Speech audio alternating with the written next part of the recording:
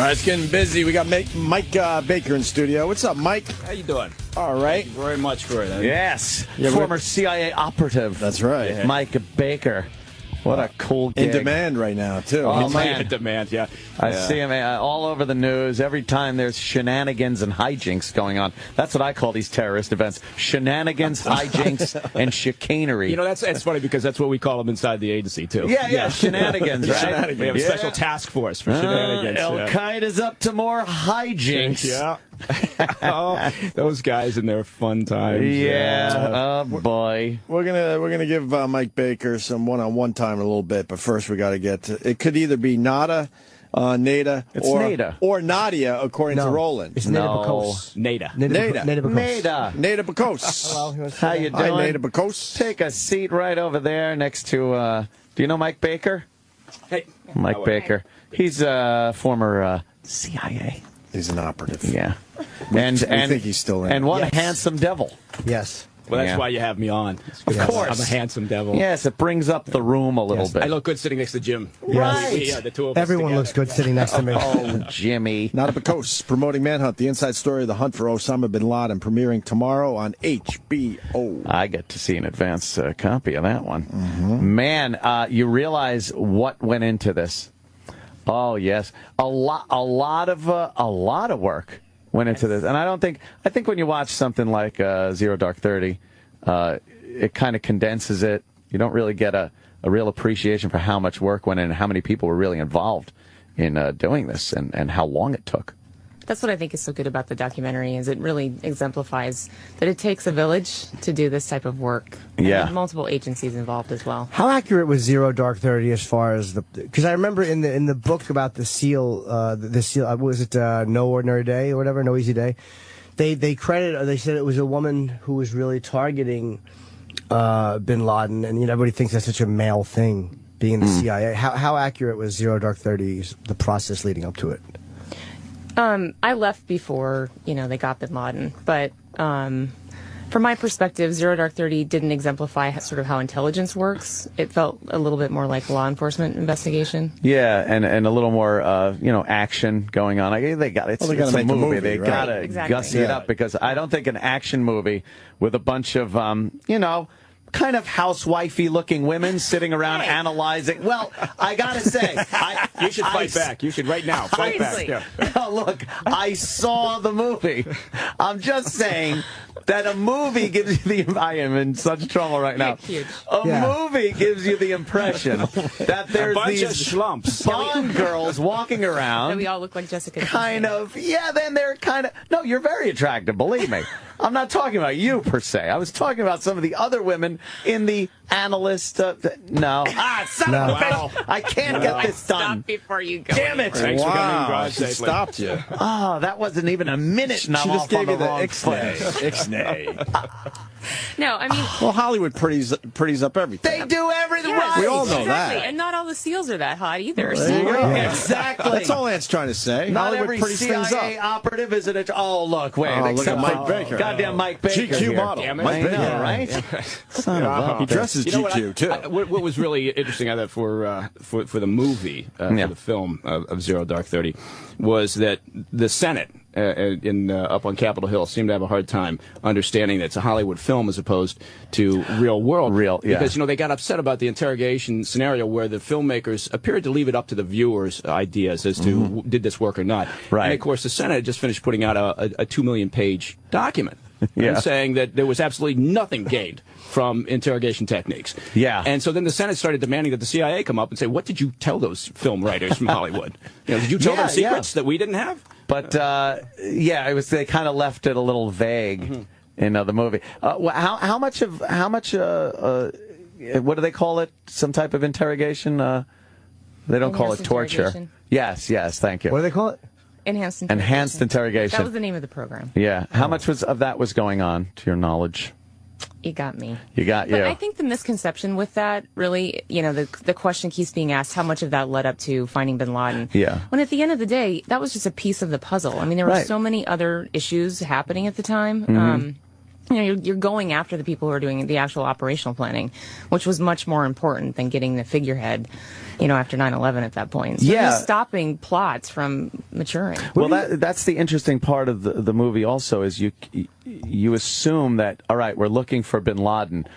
The question is, where's bin Laden? No. You have to look so peripherally to people that know people that know people that know people, and it goes back to a messenger somewhere, or it's the most innocent little thing, but it could lead you to the next step and the next step. So just very complex investigation that went on. Where do you think Al-Zawahiri, is that how you say Al-Zawahiri? Where do you think he is? Because I guess now he's in charge of Al Qaeda, right? He is the figurehead at this point. Where he is, I couldn't fathom a guess at this point. Brooklyn. Yeah, Brooklyn. Somewhere in the boroughs. Yeah, it'd be funny if he was just Watch working he turns up there. We go like, Mike told us. That was great. Thanks, Mike. You heard it here first. Yeah. What was your role in the CIA to let people know who you are and what you did? I started out as a traditional analyst in the Directorate of Intelligence, so that's where the side where you write, publications for the policymaker, like the president and Congress, and you're briefing people on the Hill. Did you brief the president? You get guys like Mike Coffey. Yeah. Oh my God! No, you got to walk over there and just smack him. Oh my God! I'm totally kidding. I'm teasing, of course. So then I moved over to the operations side and was a targeting officer. And what does that do? Targeting officer? So your job in the counterterrorism center is basically looking for terrorists to kill or capture. You'd write briefs for the president? Would you how'd you brief them to? Would you sit in the room and? So they have dedicated briefers that are assigned to each principal, and I did not become a briefer because I moved over to the operations side before I ever tried one of those positions. But yes, I wrote many presidential daily briefs. Yeah. Wow, really? That's a lot of pressure because you know that you're writing the information to the guy who really can. Absolutely. Make some One of the most compelling parts of the movie is the fact that there was so much information pre 9/11, yet that one just key, that piece wasn't there to get all the info you needed to thwart this horrid event. And in hindsight, it looks like, oh, it's easy. It's all right here. But how much pre 9/11 did you guys know? Like, how close did you get to knowing what was actually going to happen? So I wasn't in counterterrorism center before 9/11. I moved over after 9/11. But when you look at the PDBs that are out, and you can see some of the language that's in the 9/11. What's a PDB? I know it is, but the audience might know. The presidential daily brief. So you'll see those in the documentary. I've read them myself. Yeah. In case our audience does. Just for the layman. Yeah. So that's. I mean, you actually see the real PDBs in the documentary. Yeah. Not knowing the place and time, makes what are you going to do? How are you going to really prepare against something like that? At the same time, you're getting this intelligence, and that's the purpose of the agency, is presenting intelligence to the policymaker so they then can take action upon that intelligence. Yeah. So hindsight, no one really saw bin Laden as that big of a threat until 9/11. Did you think the CIA got because I knew as soon as those planes hit, I literally knew it was Osama bin Laden. I remember talking to my girlfriend at the time and saying that's Osama bin Laden. I just knew it. And so there was enough. Shut up. Yeah, exactly. Because I was pointing at my other roommate. I thought it was him. I just didn't have a very basic knowledge of who was who in the world. Yes. So they kind of knew that he was a problem. Did you feel like the CIA got thrown under the bus for what happened, or the FBI, or how they quote unquote didn't share information? Was that bullshit that they didn't share information with each other? There were bureaucratic walls up. I mean, that was true. And I think the things that they didn't focus on, as far as, the blame game, it shouldn't have been specific people. Really, the focus should have been on how do we improve this and what do we do to make the process better. And I think that continues to happen today, where it's like the blame game keeps going on without really thinking about how do we fix this. Well, we see it in Boston, what happened in Boston, the blame game. And exactly. And if there's processes in place that need to be fixed, let's focus on that first. People love a good blame, though. Oh, do they love a good... Well, that was the problem. And if we get rid of that, then we won't get hit again. Right. It gives you a sense of security to know that there was a problem, here it was, and if we get rid of it or fix that problem, then we're safe. When in actuality, we're never really 100% safe. Absolutely. It's kind of frightening. That's one of the biggest takeaway I want people to have from this documentary is understanding how the agency and national security works. There's not a crystal ball. There's no way that they can 100% predict anything. Mm-hmm. So even police state is not 100% secure. Yeah. When you work at the level of security that you obviously had with intelligence, like you look at the Pentagon, there's like levels of the Pentagon where people can go. Did you have a security clearance which would get you into most places in like the Pentagon? If you work for the CIA, you have to have the highest security clearances available. Oh, right. Yeah. So you could pretty much go anywhere. Yeah, you can't go in that building without the highest clearance. Just knock on the back door of the White House and get some coffee. There's separate clearances for certain programs. Something like that. Yeah. So you may not be read into certain programs, in which case then that requires additional tickets to say, okay, now I understand this. But yeah, oof. So why did you leave the agency? Or you didn't leave the agency? Cool. I'm sorry. Cloak and daggery. It was time. It was time for me to go. I just started realizing that this was kind of taking over my life, and I want to look for other opportunities. What are you doing now? Huge part. So I'm working on a book, trying to develop a fiction TV series loosely based on my experience, and looking for the next opportunity. And the NSA and the CIA, the NSA is considered so secretive. What's the difference in what one organization knows and what the other organization knows? The difference? Well, they collect different types of information. They do different types of analysis. The CIA is focused on human intelligence, and the NSA is focused on signal intelligence. Are they really intercepting all emails and stuff like that, or is that all a myth? of yours? Oh, that's fine. Jimmy. They're like, why does this guy keep sending out pictures of his junk that are not his? This guy's really trying to convince somebody of something. They got a whole wall of Jimmy's junk. Yeah, exactly. In the bowels of the NSA. The pyramid. Yes. Yeah, and none of them are mine. They're all different sizes. Oh boy!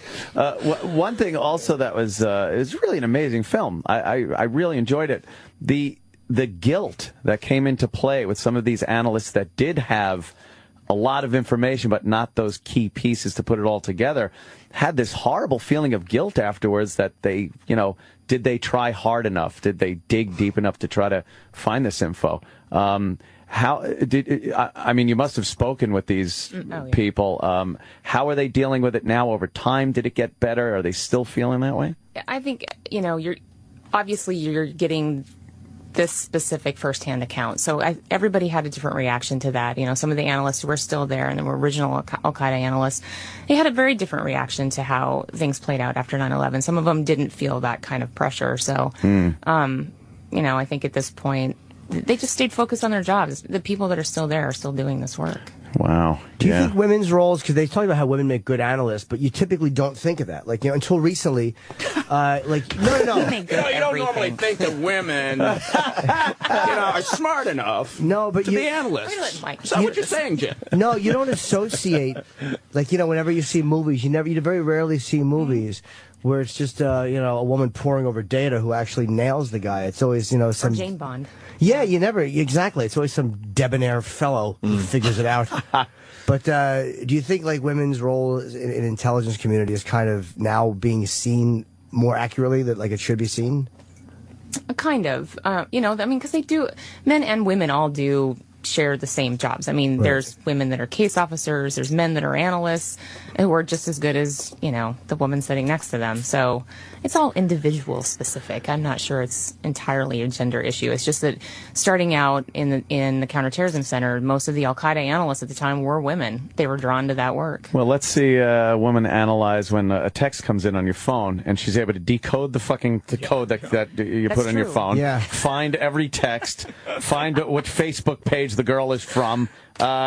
Believe me, there's a problem there. Yeah. I think girls make much better analysts. More like girl with a dragon tattoo, kind of, Yeah. Oh, believe me. You're not hard to figure out. You drink excessively and you hit 1111 as your code. How hard is that? That's his passcode. All right. Didn't think she'd try it again. If I don't change it, she'll think I did. Hide in plain sight. That is the worst. Did you work for Starbucks after the CIA? No. Oh. You didn't? No. I think it meant me. It's just. Oh, I thought you meant Mike. You went from the CIA to Starbucks? I worked in their public affairs office for a while. Okay. Yeah. She's not pouring coffee. Well, I don't know. That's why I'm asking. Job. It was a really interesting job. Starbucks was an interesting job. Why? I only quit because I thought I was moving back to D.C. and then I ended up not doing that. So. Oh man. How many years with the CIA? Almost 10. What did you do before that? That where they said, okay, we think you're qualified to come in and work. Well, I had done some grad work overseas, and I had worked for some international companies, some mining companies. Oh boy! All right, we know what that means. Enough said. Enough said. No shit. When you leave the CIA, make some phone calls still. Do they give you a speech, or how do you What do you have to sign something so you'll never disclose what you've learned here, or what is it that you do when you leave? You get guardrails that you have to stay in between a little bit. And as long as you don't talk about classified information. Jimmy thinks it's a reality show disclaimer that you got to sign. Don't say who won the big finale. Don't tell me, Steve. Yeah. It seems like you guys are too scared to talk after you leave the CIA, right, Mike Baker? No, but you. I mean, some people do, right? Some people. But you don't hear about guys. Sorry. You don't really hear about a lot of guys actually talking though outside the guardrails. Occasionally there'll be somebody who and a lot of times you'll get the anonymous chatters in the New York Times. They can make an entire front page story out of anonymous sources nowadays. But no, I mean if you've got a sense of patriotism and responsibility and self-discipline, which theoretically you should have had if you got into the agency, right? Then you know to keep your yap shut. You don't talk about things. Or like a real answer, they scare the shit out of you. Well, okay, well, there's that too. Are you kidding? Yeah. Let me show you what's going to happen to you if you talk. What do you think? Jimmy, I don't know. I'm probably just going to ask what you were going to ask anyway. The conspiracy theorist. Is he with you every day? No, Mike. No, we love Mike. He's our great. just a guest He pops in and yeah. Why? You want his number, right? He's fucking. He's a handsome fella. Anthony dresses. Anthony was going to say, "What does CIA stand for?" The Culinary Institute of America. Yes. That's where you work. Yes. That's the real one. Terrible. The conspiracy theories that have gone around 9/11 are just ridiculous and stuff. And you having been on the inside and gotten the intelligence, what's your take on those people? I don't. I think conspiracies to them seem to make more sense than reality for some reason, and I don't know why. Yeah. No matter how convoluted the conspiracy is, they'd rather connect dots that aren't even close to each other than just look at what was the most simple explanation. And when you look at the 9/11 conspiracies in particular, because I've been thinking about this, it's like they don't want to believe that someone could be that evil, right? That someone could hate us. Yes. And I think they like to think that the government itself is this umbrella of protection over us that can't be breached, so they must have been in on it. Have you met this government? I mean, come on. Yes, exactly. Oh, my God. Now, interesting to read this, too, because I kind of became obsessed with transsexuals. Jimmy does like a good transsexual. Is there any such thing as a bad one? I think not. She's uncomfortably drinking her coffee. And believe me, I can tell you what CIA stands for in that situation. Now, how do you feel about gender queer? You, Al Zarqawi, I kind of became, because he was the one, I believe, where the beheadings started. Is that's who you were? Yeah, but that had happened. I mean, it had happened. That was David Pearl. Yeah. Unfortunately, KSM was involved with that one. Right. But I mean, the ones that became like this whole. Daniel Pearl. Daniel Pearl, yeah. He was really a frightening guy to me. More than any of them, Zarqawi was terrifying. And they finally, did you catch him, or did you help find out where he was staying when they bunker busted him? So I was I was the chief of the target team going after him, and I actually moved to a different job because I needed to, like just a few months before they caught him. Oh man! But it was a good thing. I mean, like I said, this is a team effort, right? This is not about You seem to pull out right before the big game. Hey, but like, you know what? It happens. My life too. Wait. And I know that I contributed to all that intel building Sure, up to yeah, that. yeah. You know? Were you making very bad decisions? Like, look, I think he's in France. They're like, we see no indication of that. There's a guy in a livery cab in France. It's him. Right, that was it. So how did they fight? Because there was one thing where they were chasing him, and if I remember, like, they got his laptop or something. Like they got some computer information. I don't know if that actually led to his. But how did they finally get him? That's it. He showed up to reclaim it. They got him. Oh yeah, is that my laptop? How did they finally figure out where he was? I mean, I've talked to, General McChrystal and several people, that were intimately involved in that, and it's the story that he tells in his book is accurate. Yeah, I didn't read it. Oh well.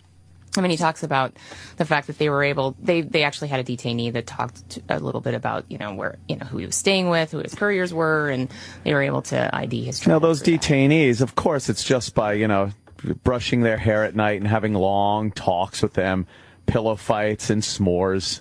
That's pretty much it. Yeah. Chatting and developing a relationship with them.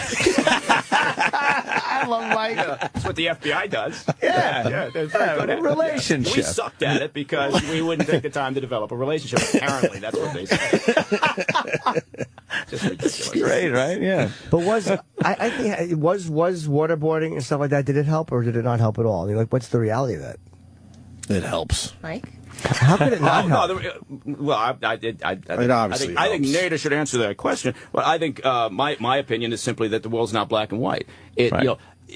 Sometimes you want the tools in your kit bag because ultimately, if you tell them what you can do, then they'll stay there for the rest of their lives knowing what you can do, and you never win in that situation. So you're assuming you're going to have time to eventually develop their trust, or they're just going to lose it because they're in there for so long. You've got to have those tools in your kit bag, and sometimes they work, sometimes they don't. But for the Senate Intelligence Committee to come out and say they never ever, it just defies belief. It can't. Nothing's never. Right. So if you get one of the guys that isn't giving up any information using all these other tactics, maybe that'll work. Right. And it has. But the biggest part about it is you need to keep the uncertainty in an interrogation program. Right. But we've told them what we can and can't do. And from now going forward, unless that ever changes, I suspect it won't. Then it's like I'm not going to say anything because they're not going to do anything bad because they can't. Down the pike. Yeah. But don't they just sometimes you hear like they take them from Guantanamo and they put them somewhere like there's some guys that were sent to Jordan, and it isn't that like in a way like maybe their intelligence officers can do things that technically the CIA can't if the CIA just happens to be sitting in, so then legally the CIA didn't do it. Oh, you franchise it out to some other... Jordanian guy did it, and they don't have the same fucking annoying committees. Who pulled his toenails out? The Jordanian guy. Yeah, well, it's in the bylaws. They're allowed to do that. Did he talk? Yeah. It's actually a sign of affection in Jordan. What did he say after the blood-curdling scream? Wow. But you weren't involved in any of that kind of stuff. No. Yeah. Now, Al-Zarqawi, when they got him, who took over after him? Because he was killed pretty quickly. Yeah, it was his number two. I mean, he had a whole inner circle that he came into Iraq with that he had actually had in the 90s at Herat, Afghanistan. So he goes back. Henchmen or flunkies? Minions. Lackeys. Wow. So the beheadings, do you think that actually, because I tell you, I performed in Iraq once and it stopped me from going back. I did it in 2003. And then the beheadings started, and I was like, what if I'm in a helicopter going from one base to another and we go down? It just scared me too much to go back. So. Oh, my God. Yeah. Jim Norton, that would be terrible. I know. You would have charmed them. Yeah, but it wouldn't even, here's the humiliating part, it wouldn't even put a dent in the comedy community. Nobody would just blip, nothing. But did that change anything for the way you guys did business, knowing that the contractors and stuff were going to face that fate?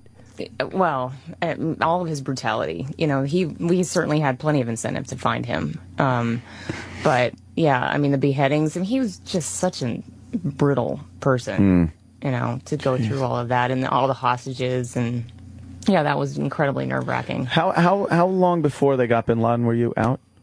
I probably had left. I had been gone for at least 2 years. 2 years. Now, when you heard that he was, when you heard that he was killed. And how it went down, were you able to see any of the information that you had supplied in that mission? Were you able to yourself go, oh, yeah, we kind of knew that was coming? Or I mean, I knew back in 2004 some of the stuff that we had done contributed to helping find him, but you know, when they first got him, my first instinct was this is a good thing. This might be closure for some people, but at the same time, this isn't going to stop an entire organization. No, I think that was a false assumption by some people that, you know, once you get him, and then it turned out he's just some old guy sitting there watching porn, little TV, watching porn, and and the Jersey Shore. So with really a very limited ability to communicate with anybody either. So, you know, what good he was to the organization. I think it was a good kind of taking off the figurehead's head at that point. But, as far as really doing something to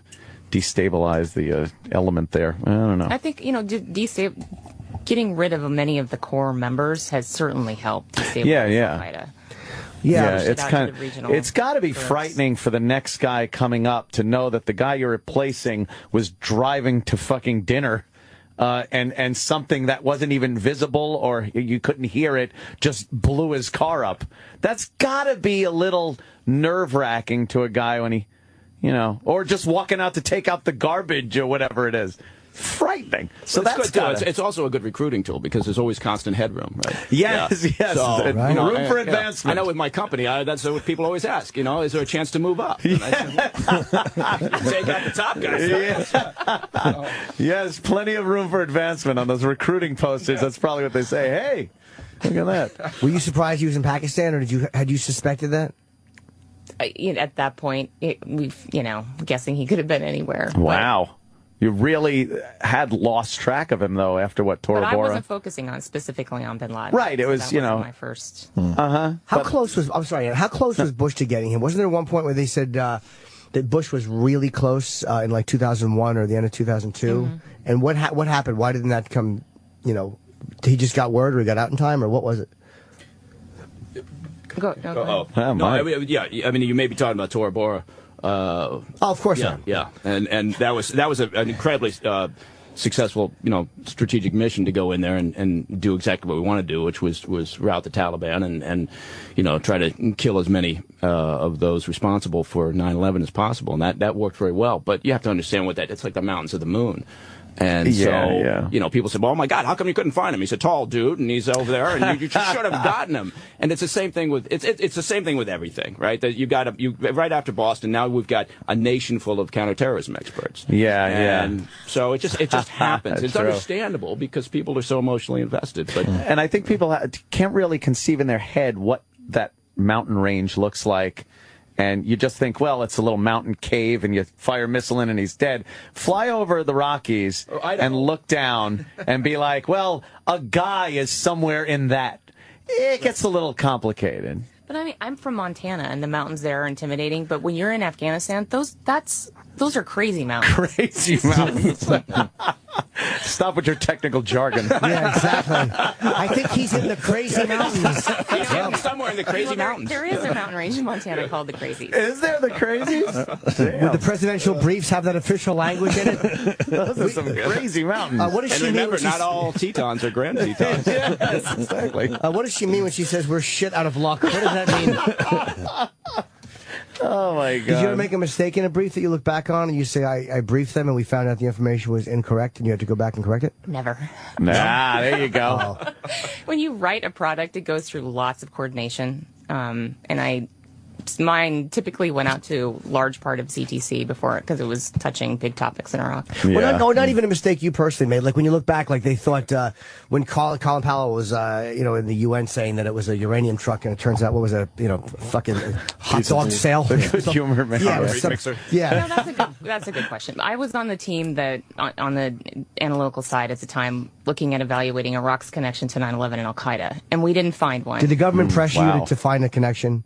And we didn't. Well, I mean, we did our job, right? And we did have an unusual experience with the government. I mean, having the vice president come to the agency is not typical.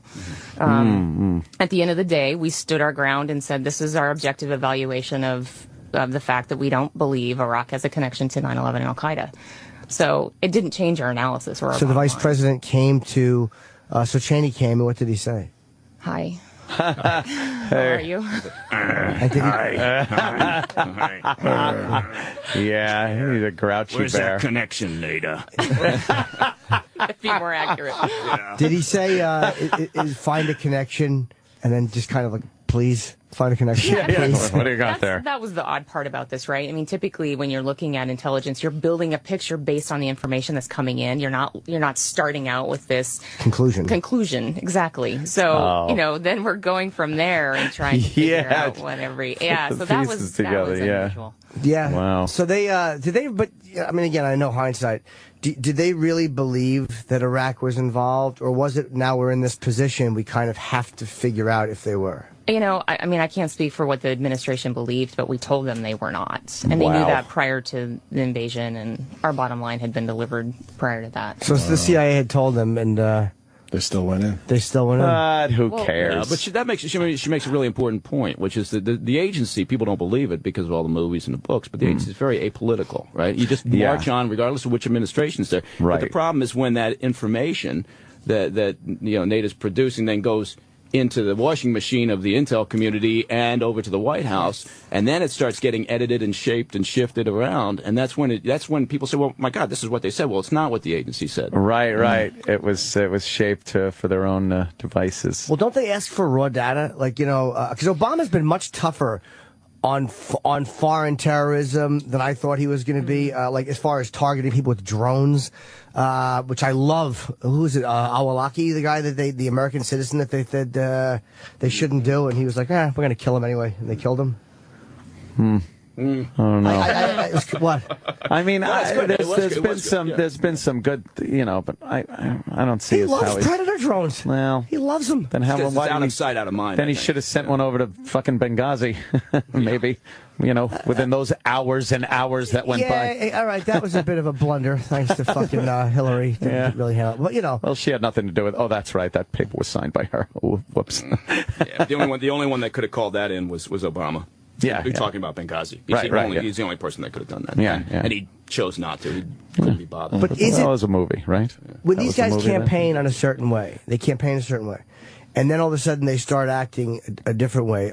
Is there a way like a candidate just doesn't get the information that an elected president gets?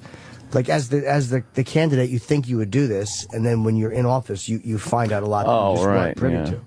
I mean, is that one reason that these guys kind of change whatever their position is when they get to a certain place? Oh, they have a learning curve. I mean, that has. I would hope they would learn something once they got into office. Because you get somebody like Obama that was dead set against Guantanamo. We're going to shut that down, and the first thing I do, and even it just withdraw the troops immediately, and then he gets in, and I would gather he's briefed, and then he goes, "Oh shit, we can't do that." yeah, that's got to be quite a shocker to him. Yeah. Well, the documentary was very good. It's called it's a manhunt, the inside story of the hunt for Osama bin Laden, and it's tomorrow night on HBO, and it's really interesting to see all these analysts talking. And it's very concise, which I liked about it, too. It's, a lot of times you get these kind of loose ends with documentaries. You're like, what is that, though? I want to know a little more. It really does walk you right through, the events leading up to 9/11 and then after 9/11, the hunt for this bastard. What I like about it is it's storytelling, and it's the first-hand account. So it's I think Greg Barker, the director, kept it fairly apolitical because he just let us talk about our experiences. Yeah. It's through our lenses, and it's for the audience to decide whether or not they, agree or disagree with the subject matter and how we felt. But he kept the political discussion out of it, which I thought was very great. fact-based. It's not really open for interpretation. It's here's what happened. Right. Here it is. From our point of view. Yeah. Definitely. And you're on Twitter. You're Nada Bakos. Am I saying it right? What kind of name is it? Bakos is Polish. Oh, okay. Nada. Oh, I thought Greek.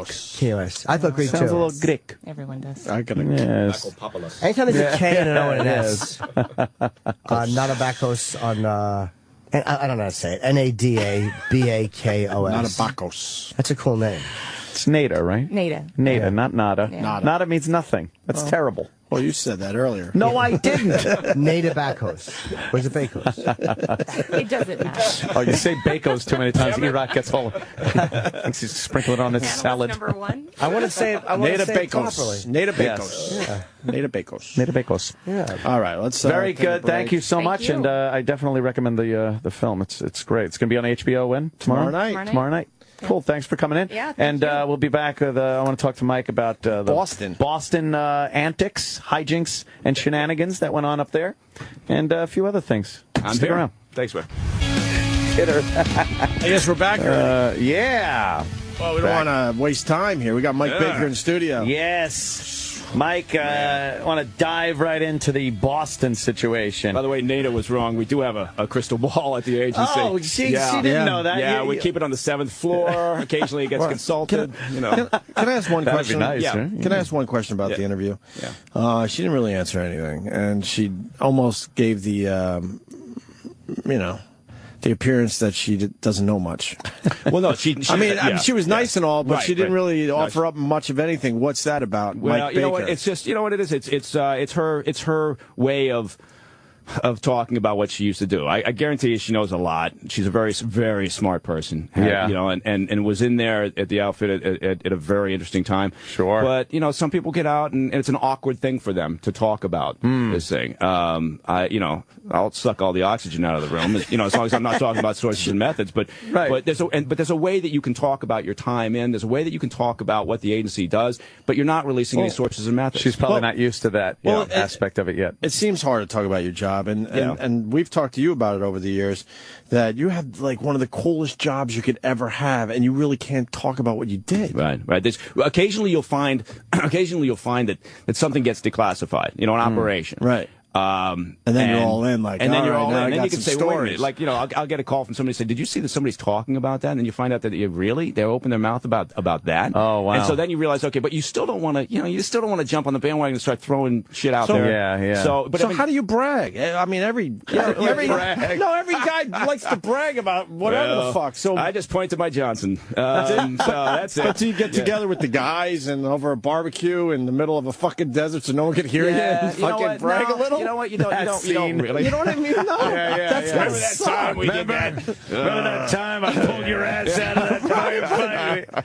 I think you know what I'm saying. That's comparing your scars. It's got to suck because I know that you probably have some amazing stories, and you have to pretty much, like she said, keep it between the guardrails. Yeah, and you rails, do, but also the thing is you don't go to work at the outfit, particularly in all the directorates, but I can speak for the operations group. You don't go to work there if what you're looking for is somebody to pat you on the back and get affirmation constantly about the shit, because you don't. Same as here. Yeah, exactly.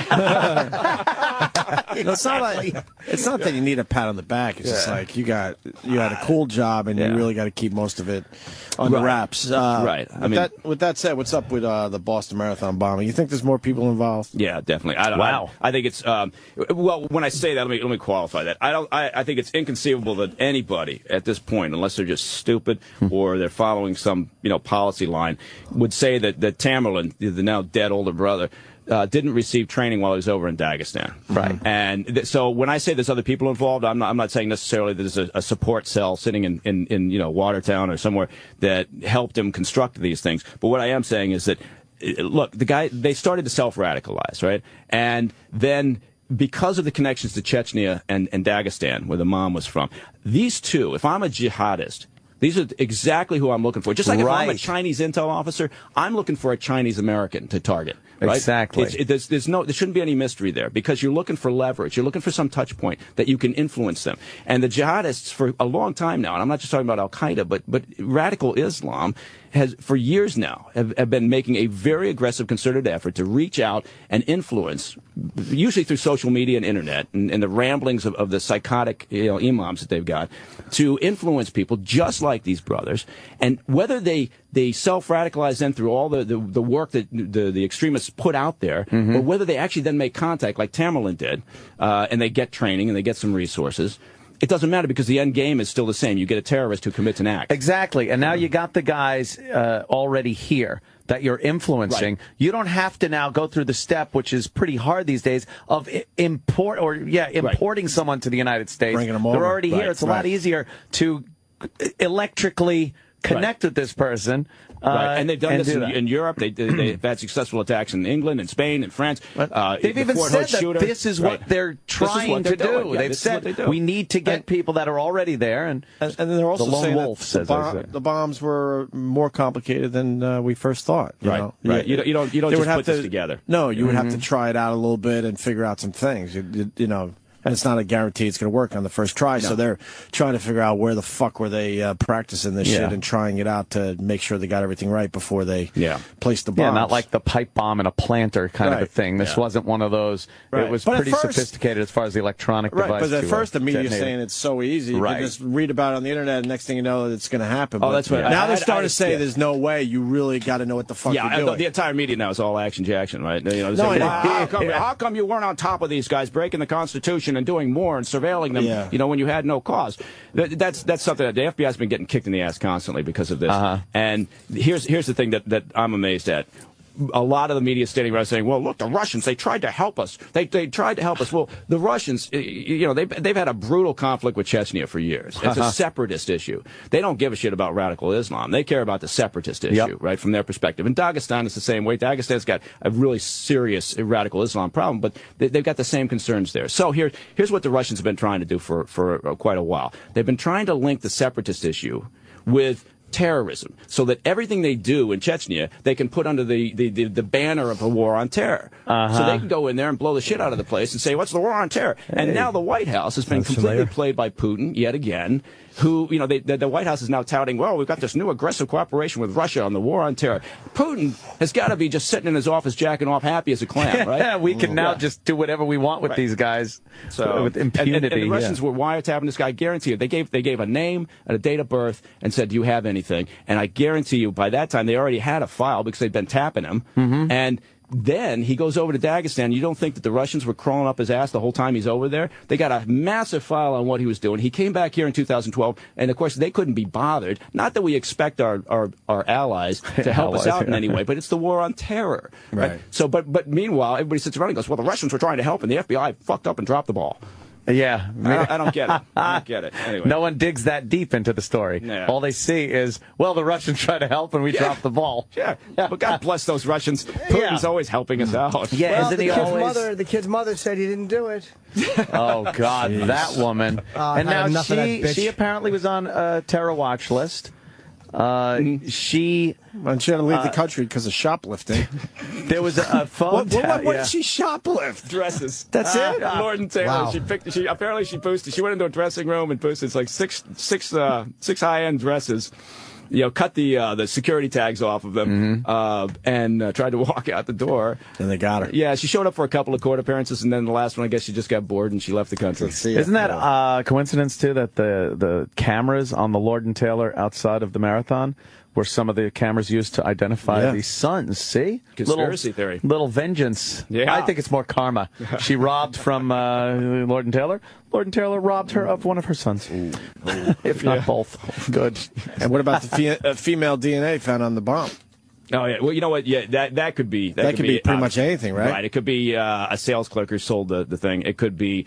So why are they releasing that like that? Knowing that it could be pretty much anything at this point. Well, I don't think you just can't keep any freaking secrets anymore, right? No. I mean, the media's got this insatiable desire for information. But where are they getting the info from? Somebody talked. I know exactly, and that's the problem. They're always talking. Yeah, you can't. And keep then the secrets. media goes with it, right?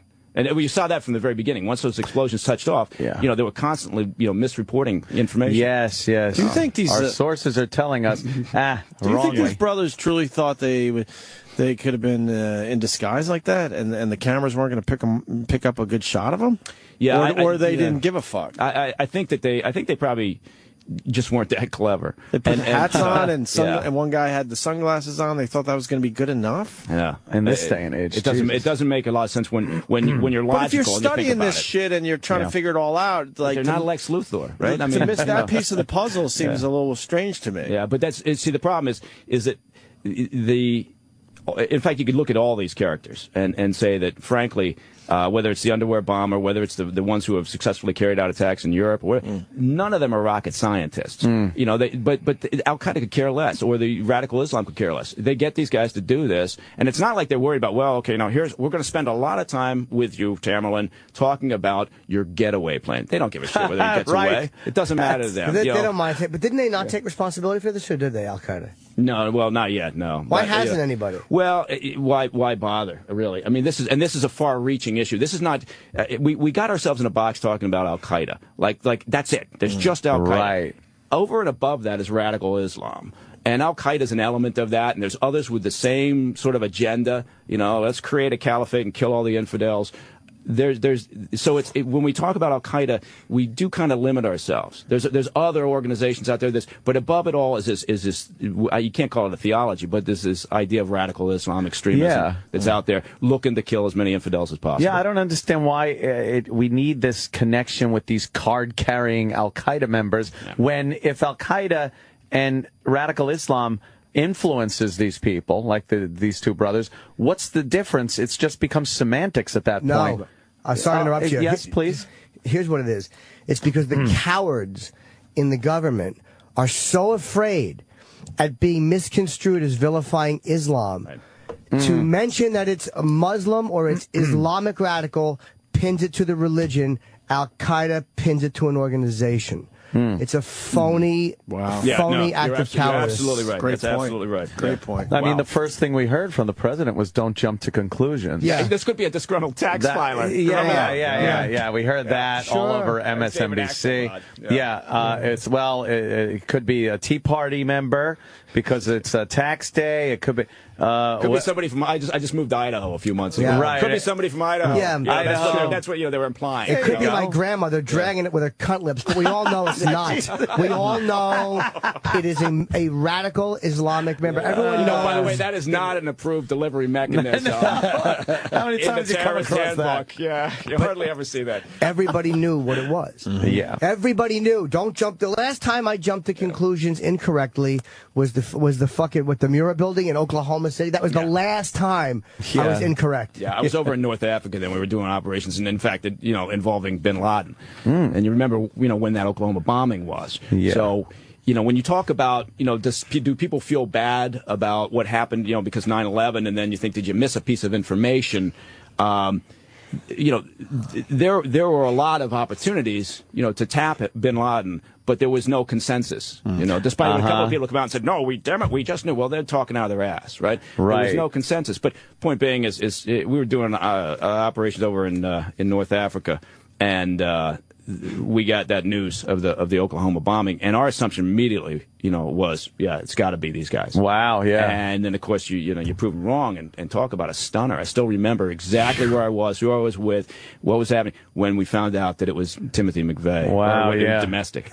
Unbelievable. Shit. Yeah. How early on were people, was anybody clamoring to take Bin Laden out?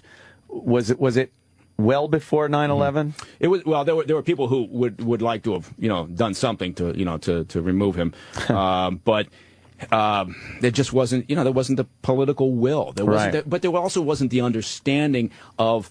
Because I don't know. It's tough to say. I mean, it's in hindsight. Obviously, everybody's saying we should have crawled up, the Tsarnaev's ass and followed them, and we would have prevented Boston. But that's not how the world works. When did he officially become a problem for the United States? Obviously, the '93 attack. Yeah, but we knew he was a problem before that, right? He was. I mean, because he was a prime, financer, for extremists, and certainly for. So what year was that? When he was definitely on our radar as a bad fucking dude. For us. You'd have to go back to the beginning of the '90s. Basically, when people really started focusing and paying attention and saying, there's this character, and it's interesting because he comes from this really wealthy Saudi family, and he's dumping a lot of money into very unusual organizations. So it took 20 years. That's why I'm asking. Yeah. And it took 20 years to finally get him. But his name really started coming up after the first Trade Center bombing. You started really hearing about him, and then the coal. But even at that point, there still wasn't necessarily the understanding as to, because for a long time people thought he was just the cash bag man, in a way. Right. But No, I mean, yeah, hindsight's a lovely thing. We should have terminated him, a long time ago. But again, it's not how things work. Yeah. And it's not as Nada was saying. It can sometimes be very frustrating when, particularly after the Boston attack or any other operation that goes out, and people. Suddenly, they're an expert, and they want to tell you this is how it works. I think everybody should have to do some time in the government or in the military. I think a 1 year or 2 year service, I think it should be mandatory, and then you get rid of a lot of these conspiracy theories. You'll get a bigger understanding of what's going on. Has there ever been, because I always watch, and recently I've watched interviews with bin Laden, video interviews, news interviews, where I guess it was Peter Arnett met with them at one point and stuff, and they had camera crews and everything. Has there ever been talk, a little scuttlebutt in the agency, of sending a fake news crew, really trying to garner a relationship and get a news crew in there that is sole purpose is to assassinate that person? That's a clever idea, and I'm gonna put that forward. We have a suggestion box that's just outside the agency, and I'm gonna drive by and drop that off because that's a hell of an idea. Yeah. Smart ass. God bless you for coming up with that. I don't know what the hell we were doing. Oh, Mike, anything I could do to help my country. Thank God. Mike, I'm right on it. So what you're saying is a news crew, a documentary crew, right? No, that's a great idea. Yeah. Believe me, we do anything we can do, anything the agency can do, they will consider. But there's a risk versus gain, and there's a lot. The CIA is the most, and people are going to laugh about this, but the CIA is the most transparent intel organization in the world. We got more checks and balances on us than any other intel service around the world, and. But they're an incredibly creative operation. And the operations side, it's amazing some of the crap that they do. But it's always after this risk versus gain. Right. And they look at it, they think, so yeah, ideas like that, what you're talking about, believe me, there are sessions where you're sitting around thinking, what's our objective? What's our task? Hey, okay, who's got an idea? And you're just throwing shit out there. Right. And you'd be surprised some of the crap that's happened. I have an idea. Yeah. Oh, how about the next time one of those news things is happening? Yeah. You put some sort of a very small tracking device in the camera, so when the news people go to do the interview, you've got a readout of exactly where they are. Oh, Mike. Yeah, well, you remember what happened just before 9/11? With the Afghan. We had a guy named Massoud who was an Afghan.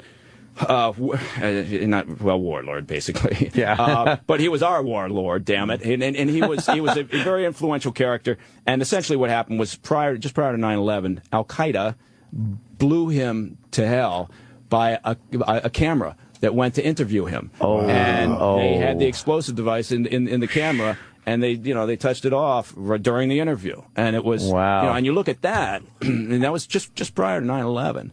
And but who's going to look at that and go, well, you know what? I'll bet that's a precursor to flying planes into these buildings. We took our candid cameras. Fannie Flagg is out here with an explosive camera. Watch as the fun and hijinks start.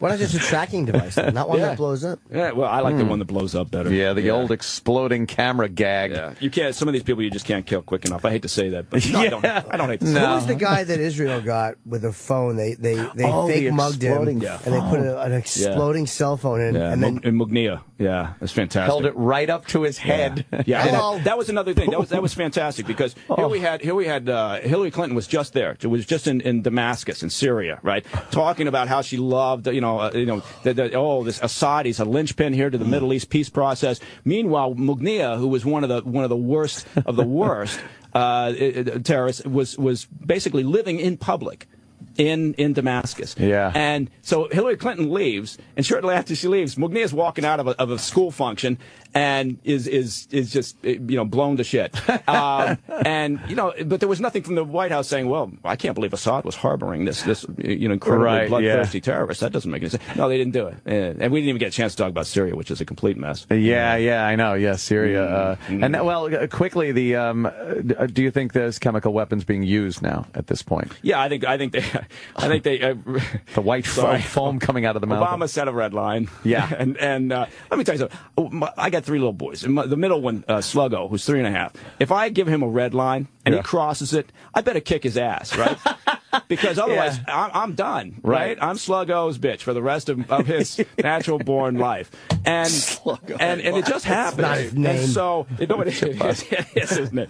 And so I think Obama sets this red line, and now they're in a box. Now they don't know what to do.